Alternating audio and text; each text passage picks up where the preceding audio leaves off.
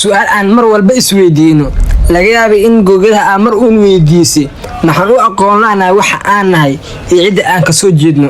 Soomaali ma Carab baa mise waa Afrikaan okay maxaa muran geliyay ummadan jeesiyadeeda alla maxaa meel been isku maqariiray email aan ku deeqin isku cariirshay waxaa mowduucan u falanqeyn doonaa si aan ahayn Afrika Carab ama si kale aan u dhahayn madow Carab ama Carab kufaan ileen jeesiyadii nabiga ayaa ka soo jeedeen marka hore fiyo ilaahay noo saar jaan subscribe do mahadsanid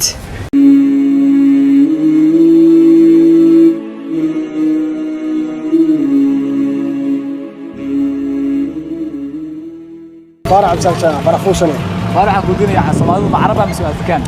نيو هورتا الصومالي ولا بيقيب سنتا بانتو لني لو تكسو قيب سنتا ما قرتي بانتو وحي كسو جيران بلال ني دو ما قرتي halka anu nabiga kasoo jeedno si fiican maslaxayna waka Soomaalidu marka waxa lagu sheegaa inay Carab yihiin Soomaalida sir la xasan yahay waa Carab dhabta ay tahay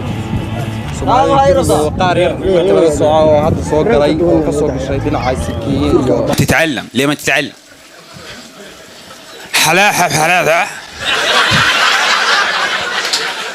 عبد الرحمن الصومالية لا كوميديا كلابة ياسر marka hore waxaad ogaataa in waxa taariikh la soo guuriyo ama la soo min guuriyo ay intooda badan ay yihiin sheekooyin beeniya yani waa sheekooyin xariira ama sheeko xariiraad jumlada ah Soomaali ma Carab baa mise waa Afrikaan waxa ka saxan Soomaali ma Carab baa mise waa madow maxaa yeelay Afrika waa qaarad kulmisa bulsho kala dhaqana kala afa ama kala diin aan isku midab ahayn tusaale Masar iyo Suudaan waa wadamo Carabeed oo looba hadana ku yaal Afrika marka qaarada yaan isku tiirin maxaa yeelay waa lagu wada noolyahay sida aan loo dhihin oo kala Soomaali ma Aasiyaan baa mise waa Carab ma Aasiyaan mise waa Afrikaan maxaa yeelay Aasiya waxa ku nool ummado kala duwan kala jinsiyada looma tiiriyo tiirin Carab ama yani looma tiirin Carab sida si lamid ah ha isku tiirin adiga Afrika Soomaali ma madow baa mise waa Carab waa ereyga saxane intaas markii laga soo tago waxaad ogaataa in ay Soomaaliya iyo Carabta aynan iska lahayn dhowr meel sida afka iyo dhaqanka meelo badan sababta ay isku tiirsheen ay tahay inay ka soo jeedaan isirkii saxaabada iyo dadkii wanaagsanaan ka waran bal hadii ay wiilashii nabiga aysan dhimanayaan yani nabiga intuu ama ay u farcamin ama ay farcamin lahaayeen waxa hubaala sida hadda dad badan ay u sheegtaan inay ka soo jeedaan ahlu beedka ay dad badan u sheegan lahaayeen inay ku dhacaan nabiga ama ay ku aftirsadaan nabiga ama aftiisood oo ku dhacay nabiga wallaahi rabbi xigmad buu ku lahaa markuu uu sanaaye Soomaaliya waxay ku biirtay jaamacadda Carabta sanadkii 1974 maxaa faa'iidaha oo aan ka faa'iidin ku biiritaanka Carabta ama maxaa khasaaraha oo naga soo gaaray waxaan kugu sharaxayaa dhowr meel oo dib noogu ahay ama dib noogu ah ku biiritaanka jaamacadda Carabta okay ardayga Carabeed ama cunuga sar ee Carabka ah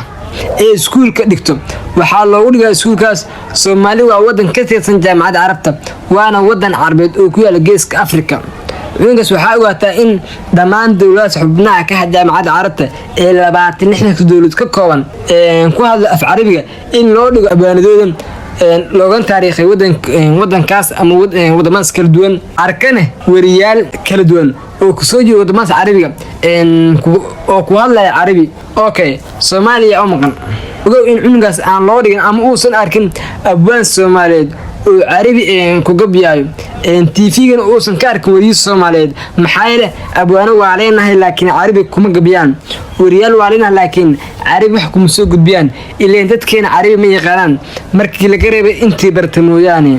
marka cunugaas muxuu ka aaminayaa Soomaaliya طبعا إن تدجر أهين تظهر مرسن أهين إيسن جبين وريال لهين لهجد أن لفهمين كهلا اللي وعرب عليهم هلك مركو باراي الترية أم ودن كان وباراي وباراي سكدون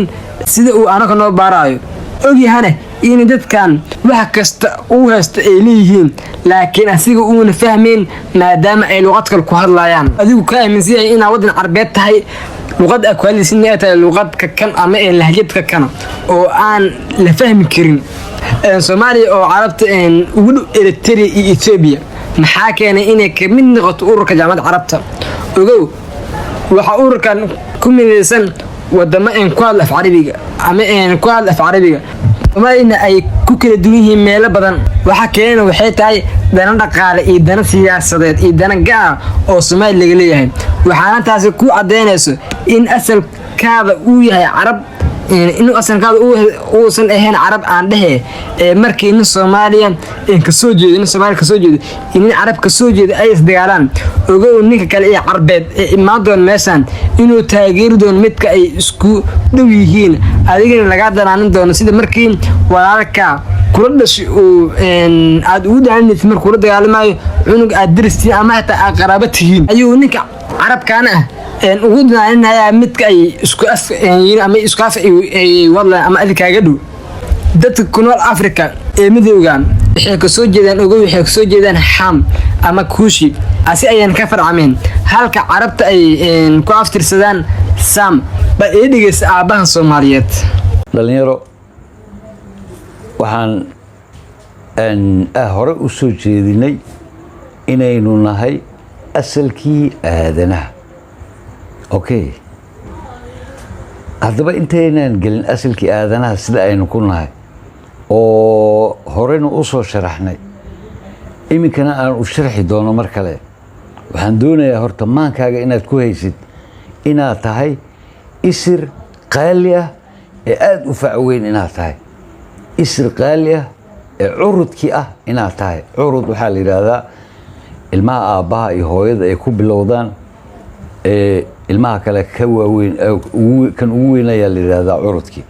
haddaba waxaa tahay curudkii ayaa tahay isirka ugu qaalisan ee ugu wanaagsan ayaa tahay oo ilaahay khalqay alxamdulilaah waxaa jirta halkaas waxaa nooga cad in ay Soomaalidu tahay dad gooniya farci Hamna mid kamid ay ka farcameen ay ku soo jeedaan Afrika ayna naga dhaxayso walaalnimo halka carabta ay naga dhaxayso ilma adeernimo camal uuna midabka iyo isku ekaansho uusan keenin kamid noqoshada carab hadduu hadafkeenu noqoyo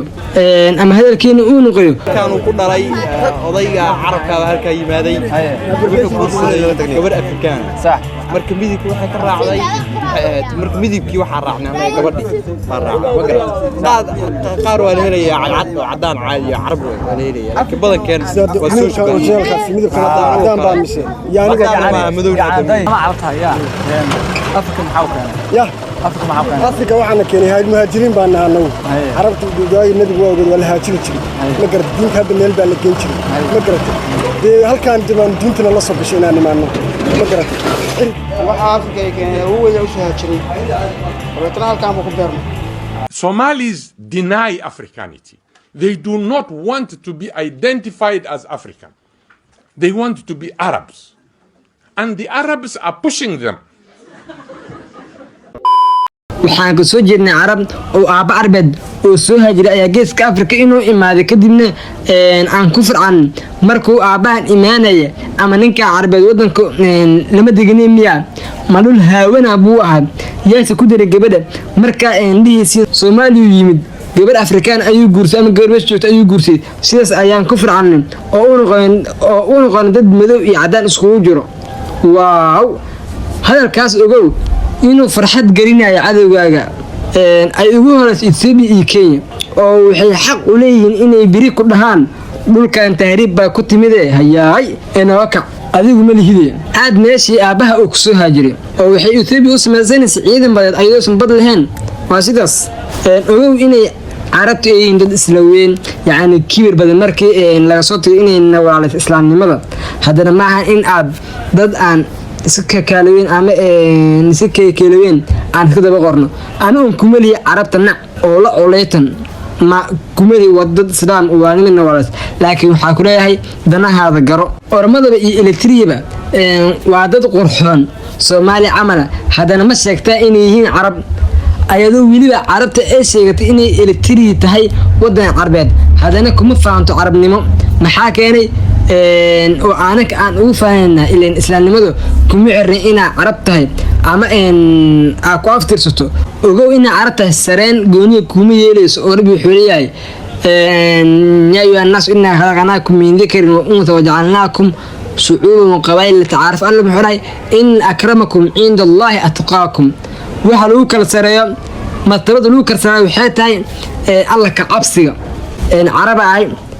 aasiyaan ahay afrikaan lagu kala sareeyo waxaa lagu kala sareeyaa taqwada rabbi marka rabbi wuxuu noo sheegayaa inuu asiga abuuray dhulkan iyo cirkan kana yeela dadka mid kala duwan ay afafkooda iyo midabyadooda inkirid aayadaas waa dembi waxaadan ahayn ama in aad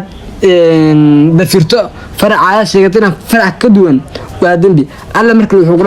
quraankiisa nagu leeyahay ومن آياته خلق السماوات والأرض واختلاف ألسنتكم وألوانكم إن في ذلك الآيات للعالمين marka aan ku faano Soomaalinimadeena oo aan noqon dad isku kalsoon taas baa cizi iyo karaam ku heleenahay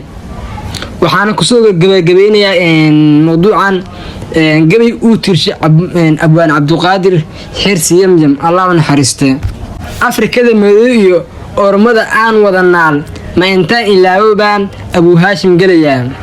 aftirsiimo qorano inta jee ku siman iyo isilkeega keeba taariikhda ka akhriyay مثل أول بان كوسعة أبغي هرجيسيو أو ذليه بربرة ينوال أوجديديو أرداد السبيليو إلا بيش إن فدي أفرتيس جيسيو مودشة أونونك ومدير جوكتي ديني كوكلي أنا قصان أبي أديريو إدي أيبا أبقولي وضعي ألف كردوانيو عيد القرآن هنجات كلي وحكوا آخريا وأكل أبي يري موقعك إنسان والسلام عليكم ورحمة الله وبركاته.